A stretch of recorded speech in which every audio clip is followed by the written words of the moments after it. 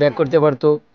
আর আমাদের আশেপাশে ভালো কোনো হোটেল নাই, অবকাশকামীরা বন্ধ থাকে, বেশ কয়েকদিন চালু ছিল, এখন আবার বন্ধ করে দেওয়া হয়েছে, জানি না কিসের জন্য বন্ধ। যদি এগুলাও খুলে দেওয়া হয় তাও ভালো হবে।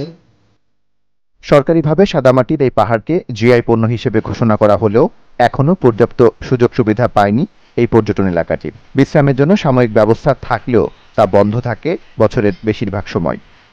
এই চীনামাটির পাহাড়টা সারা দেশ বিদেশে পরিচিত, এটা জিআই পণ্য হিসেবে অন্তর্ভুক্ত করা হয়েছে, কিন্তু অতীব দুঃখের ব্যাপার হলো এখানে কোনো ভালো মানের কোনো হোটেল নাই, কোনো রেস্তোরাঁ নাই, এখানে টয়লেট সুবিধা নাই। তো মানুষজন এখানে আইসা, টুরিস্টরা এখানে এসে একটা বেকায়দায় পড়ে।